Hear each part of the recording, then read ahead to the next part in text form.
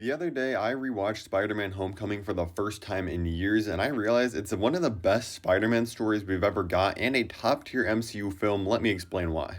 First reason being is this movie really shows the struggle between Peter Parker and Spider Man brilliantly. And it does this by making the scale of the film so small. Like the entire conflict is pretty much he just can't live the high school life he wants to, just because he wants to be a hero and stop some guy from robbing things. In the grand scheme of things, this isn't that big of a deal. Like the city's not in danger, the entire world isn't gonna end. That's what makes the conflict between Peter and Spider-Man so good in this movie, because like yes, at the end of the day, he could choose to not go after the Vulture and just go hang out with Liz and go to the party and everything would really be fine, but he still makes the right choice, but yet he doesn't complain about it at all. And that's also why the focus on the high school setting works so well in this, because when you're in high school, missing out on those social events or a certain party or not getting the girl you want feels like the end of the world, even though it really isn't. Which brings me to the second point. I think this version of Peter Parker in Homecoming specifically might be the most accurate we've ever seen. Now, he's not my favorite Spider-Man. Tobey will always hold that place for me, but Tobey in that first movie's in high school and he looks like 30. It's just not that authentic. Like I said, he's my favorite, but Tobey is a little bit too just dopey kind of as Peter Parker. And then you have Andrew Garfield, that's a complete opposite end of the spectrum, and he's just way too confident and cocky for my liking as Peter.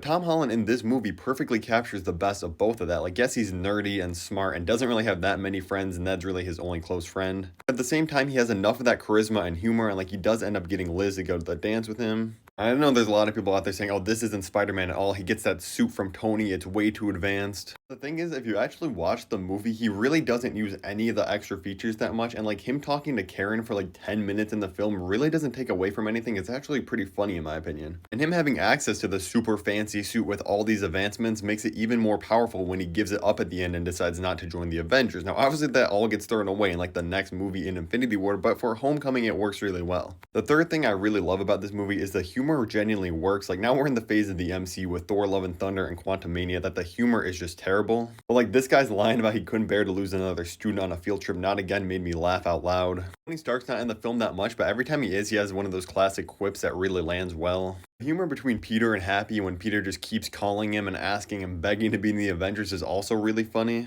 The comedy MVP of this movie in my opinion is Ned. He has so many great lines and he truly plays great off of Tom Holland. They seem like real life best friends. Flash also has some really funny moments, like when he asks Spider-Man if he really knows Peter Parker, and I just love the choice to make him an intellectual bully rather than like the big brawling physical bully.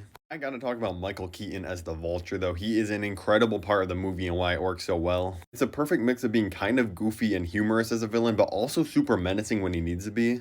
The entire sequence where Peter goes to Liz's house and sees the Vulture is actually Liz's dad is one of the best sequences in the entire MCU. The entire thing is just so intense. Michael Keaton plays this so well, like I genuinely believed he was gonna kill Peter Parker. He also gets really great character moments for both directions, like one to show that he's super selfish at the end. He's his own undoing. Like Spider-Man doesn't really defeat him, he just gets too greedy and defeats himself. But then to also show that he does have a heart, him not ratting out Peter in the post-credit scene is just such a good moment. Now, sadly, so much of the stuff that makes this film great gets thrown away in the next two, but that doesn't take away from the greatness of Homecoming.